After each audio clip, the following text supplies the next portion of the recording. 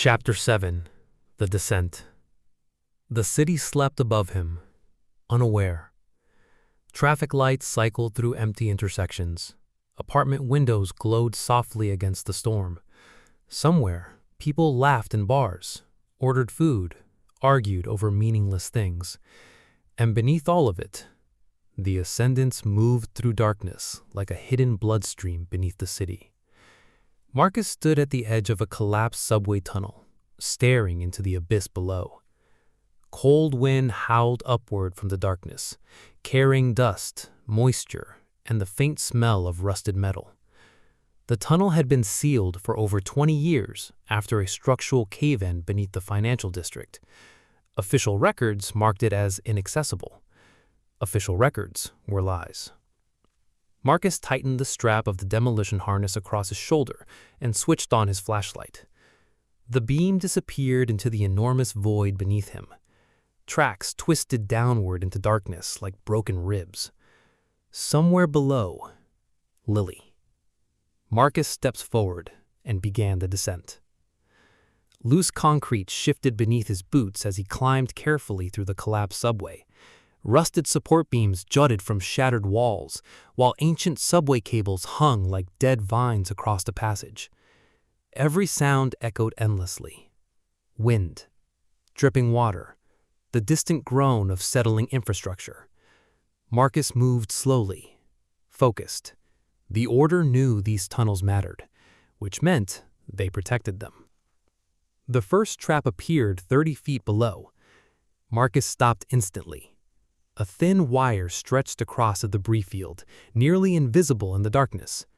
Tripwire, connected to old industrial shotgun shells mounted inside a maintenance cavity.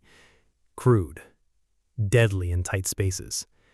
Marcus crouched carefully beside it. His mind worked automatically now. Pressure angles, trigger tension, disarm sequence. The downloaded instincts guided his hands with cold precision. 2 fingers lifted the wire slowly. A twist. Release.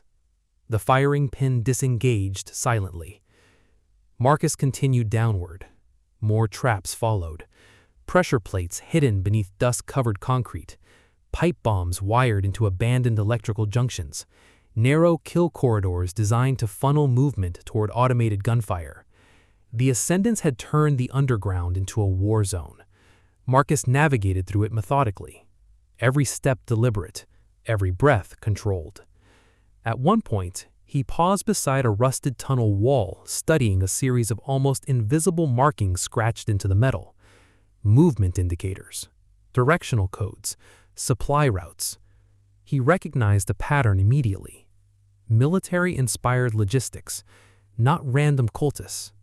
Organized infrastructure. Funded infrastructure. Marcus kept moving.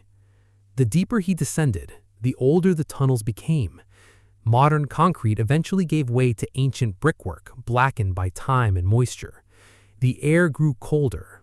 The architecture shifted into forgotten transit systems buried beneath generations of construction. Then, voices. Distant, echoing upward through the darkness. Marcus killed his flashlight instantly and crouched beside a collapsed section of rail. 3 men passed below carrying rifles and tactical lights. Not hounds, professional security, clean equipment, disciplined movement. Private contractors maybe? Or worse. Marcus waited silently until they disappeared deeper into the tunnels, then continued. Another hour passed underground. The city above no longer existed here. Only darkness, only concrete and forgotten infrastructure stretching endlessly beneath millions of people. Finally, Marcus reached the terminal entrance and stopped. The tunnel opened into something massive. An abandoned underground subway terminal stretched before him like the ruins of a buried civilization. Rusted train cars sat motionless along shattered tracks, while towering support columns vanished into darkness overhead. Dust drifted through the stale air. Broken electronic signs flickered faintly with dead static. Marcus stepped carefully onto the platform. Silence. Too much silence. His instincts reacted immediately. Wrong. The feeling hit half a second before he heard it. Tiny mechanical clicks. All around him. Marcus froze. Red dots appeared across his chest. 1, 5, 10. Then dozens. Laser sights cut through the dusty air from every direction. Marcus slowly lifted his eyes. Figures emerged from the darkness surrounding the terminal platforms. Armored strike teams, rifles raised, disciplined formations, waiting. They knew he was coming. A voice echoed across the abandoned station through hidden speakers. Calm, cold. "You've caused significant disruption, Marcus Vale." Marcus's jaw tightened instantly. They knew his full name. More soldiers stepped into view above him along the upper walkways. Every angle covered, every exit blocked. The voice continued. "The Order appreciates determination, but what you're doing here is impossible." Marcus said nothing. His eyes tracked positions automatically.